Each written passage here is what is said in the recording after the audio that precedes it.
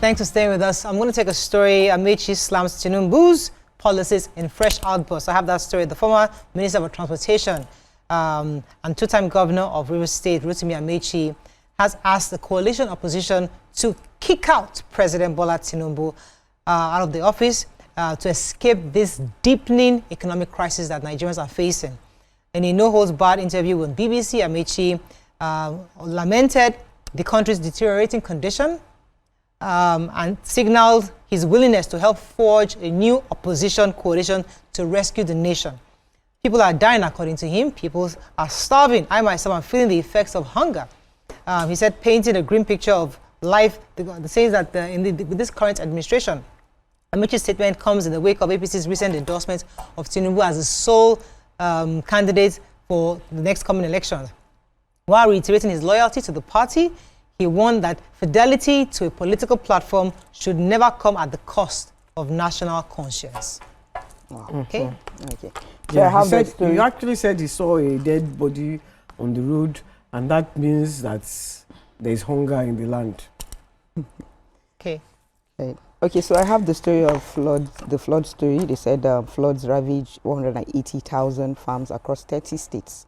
They said the Nigerian's agricultural sector has been severely impacted by climate change and growing insecurity, says the SBM intelligence. They said that most of the ones impacted are the Middle Belt, known for its agricultural output, has seen widespread destruction of crops, contributing to food price inflation, which reached about 35.41%. They said that some of the factors that has caused these are, one, insecurity from farmer-header conflicts and banditry. This alone has forced many farmers to abandon their land. They said over 2.2 million people have been displaced by insecurity, particularly in the north central and northwest regions. And they said that this has halted the agricultural production in these areas, worsening food insecurity across the country. Well, at the end, they said the president has pledged federal assistance and activated the National Emergency Responder Center to oversee recovery operations. Several Nigerians have made donations to support relief efforts on all of this. I know there's a friend of mine who stays in Benue State. She said they have all these trees of mangoes, and that the mangoes keep dropping on the floor, and there's nothing for them. You know, there's no how they can continue because of this insecurity and all. So you can see what's happening. Yeah, so I took the 6 vehicles that burnt at... Oh, yeah. Yeah. My husband was stuck in that traffic. He was? Hours. He was coming from Ife yesterday. Wow. He was stuck in that for hours. 6. Said that no fewer than 2 people were sustained severe injuries and 6 cars got burnt. It happened at the Nasfat junction. Apparently, the trailer was trying to make a U-turn when it overturned and spilled its contents on the floor, and then later it caught fire and causing gridlock everywhere, injury, a lot of vehicles. Most accident happens like that. It's always just gridlock. He said it's 6, including 4 trucks, a Toyota Camry and a bus. So, and that 2 male casualties, but they couldn't even get to the hospital because of the traffic. So they had to use the Famobis hospital at Luto. Oh my God. You know, it reminds me of my own accident. They had to fly me with the chopper because of the accident gridlock. I was flown, but here, you can't fly. You can't do that. Have you been in a helicopter since then? No. Why would I be in No, I'm just asking because a lot of people... I didn't remember then because I didn't remember. I lost my memory a week before and a week after, the whole thing. Okay, you can't even remember the flight. I can't remember being in the helicopter. Yeah, because a lot of people have that. Are like, oh, I want to fly in a helicopter. And then you now get... Because my daughter said she always wanted to fly in a helicopter. When she got injured and she was flown in a helicopter, she was like, this is not how I wanted. Exactly. Yeah. Oh, no. Okay, Daily Sun, hopefully our last paper. Let's see. Bandits hold sway in Niger community. Ban residents from accessing market. Masop calls on Tinubu to release Kano on June 12. Why Tinubu supports leaders like Mbasse's First Lady.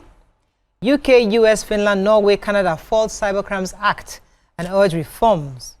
MDS get December 31st deadline to go paperless. And warm welcome awaits you in APC. Tinubu assures Wiki.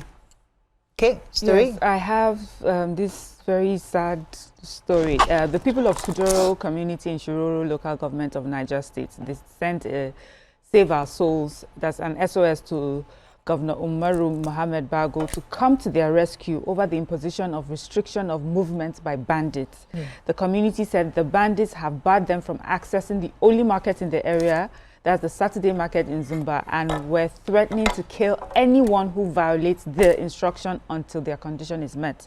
So the bandits are said to have imposed the restriction following continuous seizure of cattle suspected to be stolen from members of the community by security agents who usually lay siege to the market. So just because of time. So they say the security operatives that have been, that are there, that when they find you at the market with any livestock, cow, sheep, whatever it is, they just accuse you of stealing it, and then they arrest you and the livestock and ask you to make a bill that ranges from 100,000 to 100 to 200,000 naira.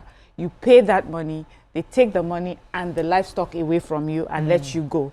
And they said that they've been doing this indiscriminately. Like sometimes it's not that it's stolen, that yes, they have incidences where people are stealing livestock, but it's not always the case. It's that they're just being treated like that. And so these bandits on their own end said they've had enough.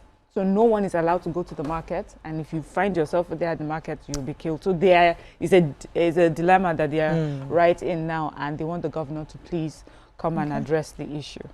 Okay, another story, Sam? Yes, so I have the story of the First Lady. They said the First Lady, Senator Rotimi Tinubu, has explained President Bola Tinubu's support for Governor Peter Mbah's administration in Enugu State, saying her husband will always support leaders who judiciously deploy public funds for the common good of the people. They said during Governor Mbah's administration that he inherited a highly dilapidated building, Government Technical College, which he demolished about 11 months ago, and he now erected a technical vocational education and training college. They said that training college has the ultra-modern, that's 24 ultra-modern skill training centers, massive hostel that can accommodate up to 1,000 resident students. They also said that because of this, she said, I'm really excited. They say some critics will say that Mr. President is really in support of the governor here. He said no, his allocation has tripled and they can see what he has done with the allocation he's been given. And the governor, that's Governor Mbah, said the project was the first of the 8 technical vocational, that's first of its kind, and is meant to for each of the 8 federal constituencies in the state.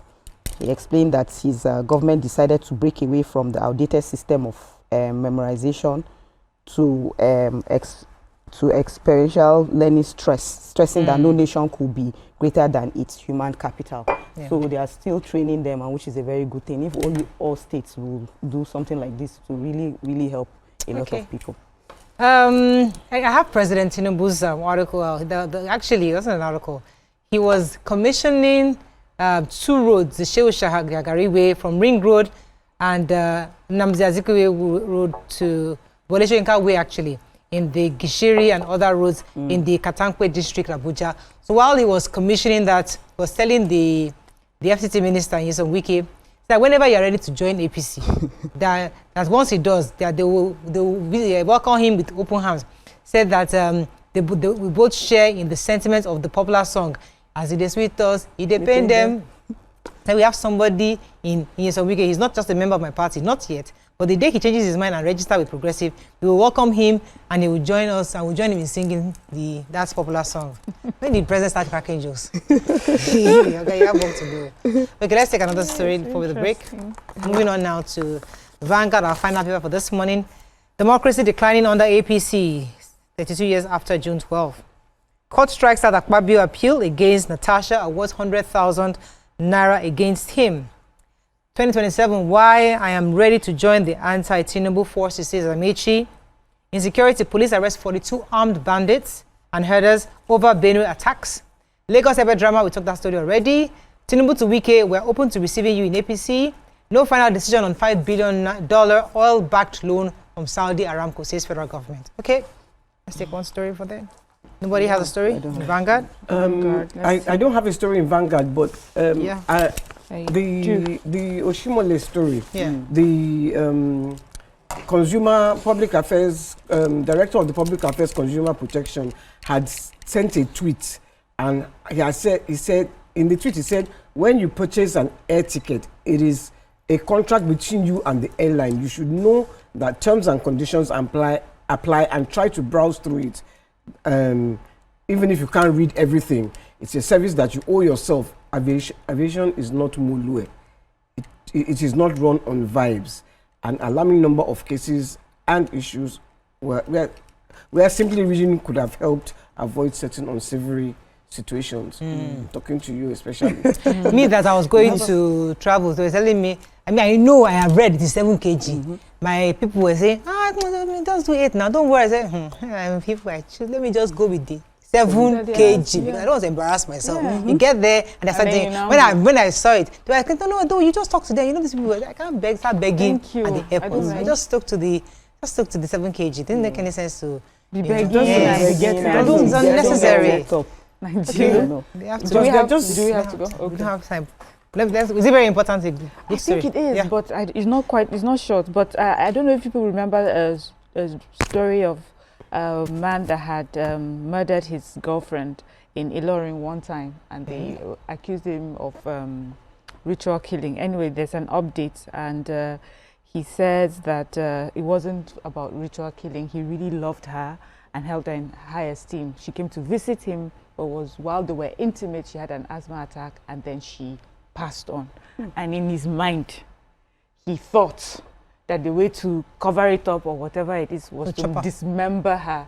And they were like, but there's a video evidence of your confession to the police. He says the police tortured him and asked him to confess to ritual killing and draining her blood. He has been briefed by his lawyers. He has not, that was not the case. That he said this is someone who has always been there for him. She supported him to write some exams and things like that. Like a coach. But that he really loved her. Let them do an autopsy. Or a lie detector or something. Even if he's lying. Unfortunately, that's all we can take on Front Page Review right now. Let's go on a short break. When we come back, it's Democracy Day. That's our conversation all the way.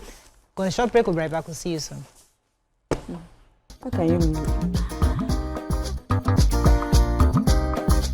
Stay tuned. Your View will be right back.